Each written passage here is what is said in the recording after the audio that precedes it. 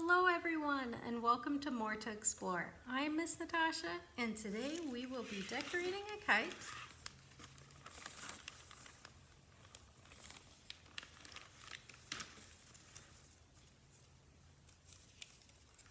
And building it too.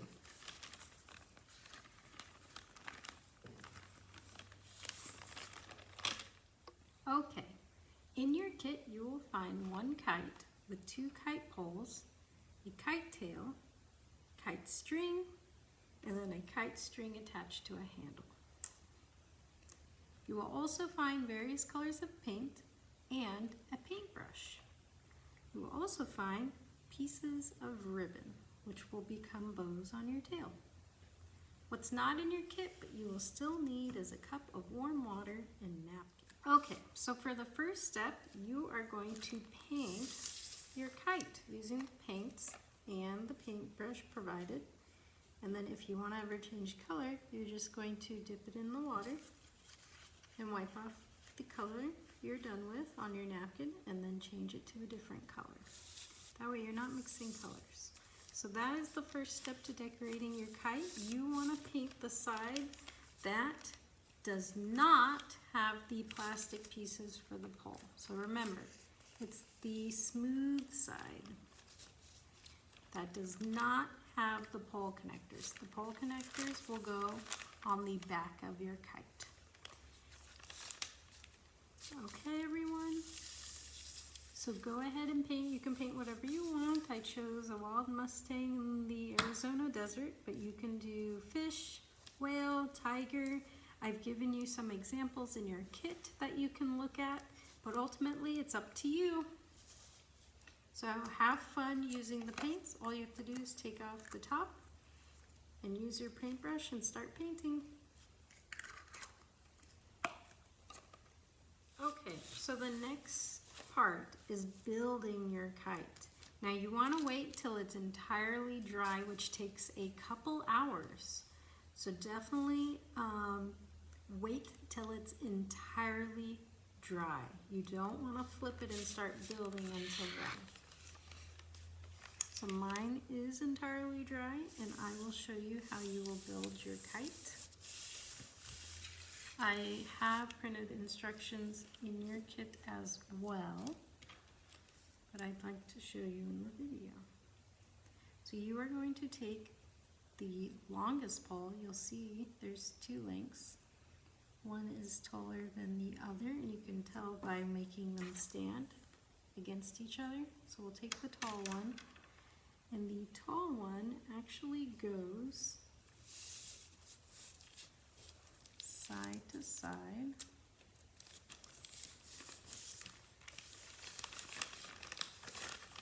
And the short one actually goes up and down.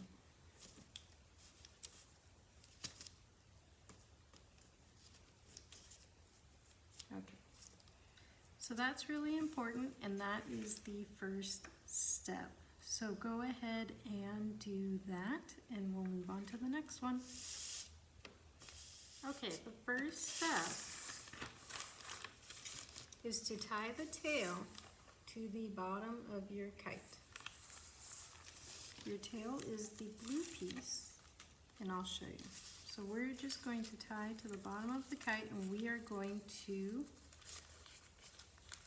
do a double knot. So one knot and two knots. Why do we want a tight knot? So our tail does not fly away.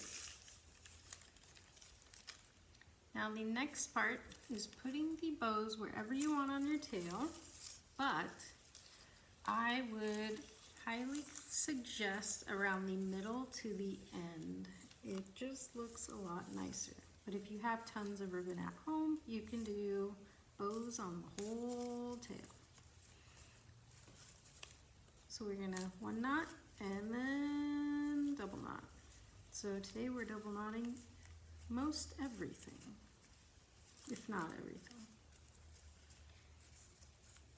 You don't want anything to move or fly away.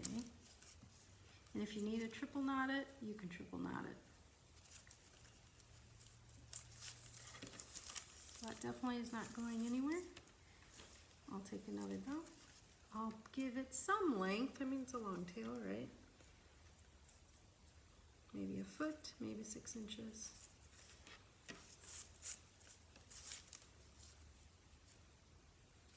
And then again, second knot. And I think I will actually triple knot all of these bows.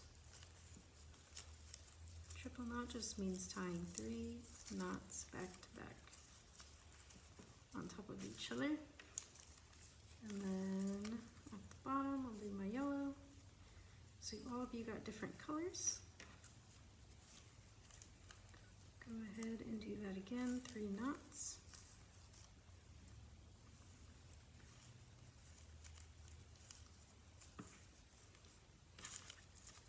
Another one.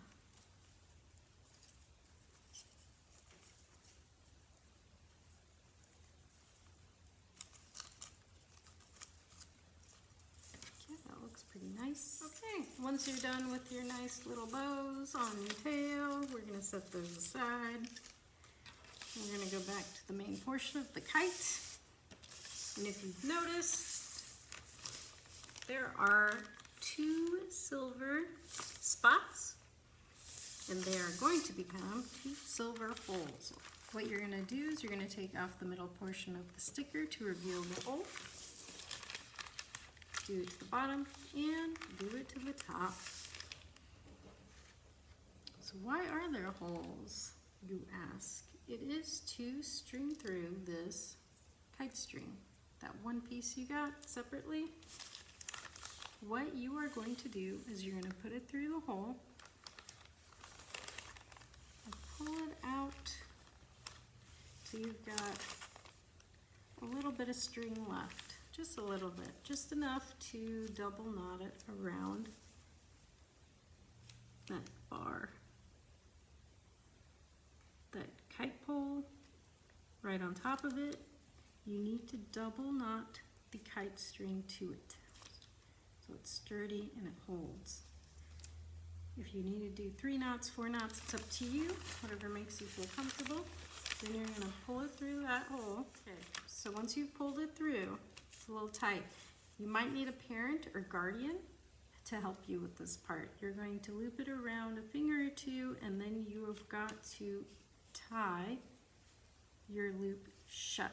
So you've got to create a little loop and go ahead and tie it.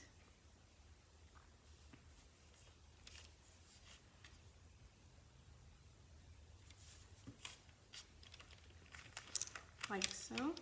However you want to do it, or however your guardian wants to do it, I just do it as if I'm making a knot by taking the knot itself and going under and then tying it twice, which is what you want to do so it doesn't open.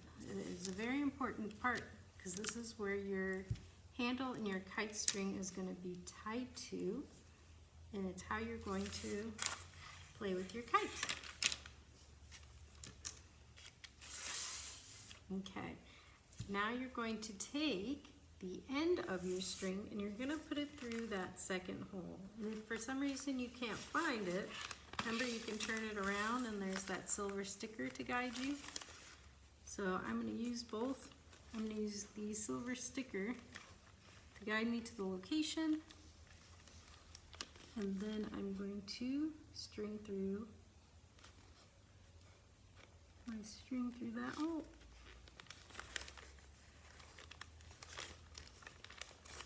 You might have to tear off a bit of that kite to open up the hole a bit more, which is what I had to do. Now I've gotten it through. Now you want it tight again, and you want to tug it till it's tight. So you'll see when you flip it over whether it's tight or not. See how it's taut and tight? And now we're going to double knot it around our pole. So at the bottom, we're going to double knot it again. So go ahead and do that.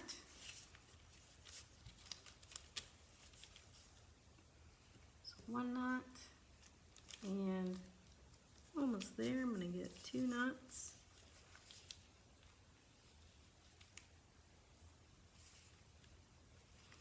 If you need help, you can always ask a guardian or a parent, so don't worry. So mine's pretty tight, which is exactly what I need it to be.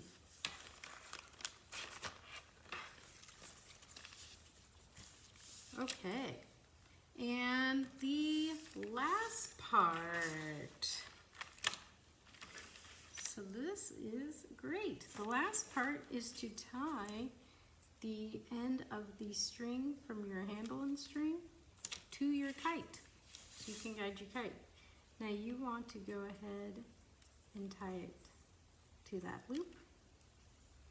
So go around the loop inside and then tie the handle string to the string attached to your kite. Now you want to double knot this as well, or triple knot it, so it's nice and secure. Wouldn't want your kite flying away, right? No, of course not. So we are all done. See how that's connected? Isn't that great? You've got a working kite. You all should be proud of yourselves. And with a fancy tail. Enjoy flying your kite. Did you know the earliest written account of kite flying is in China in 200 BC?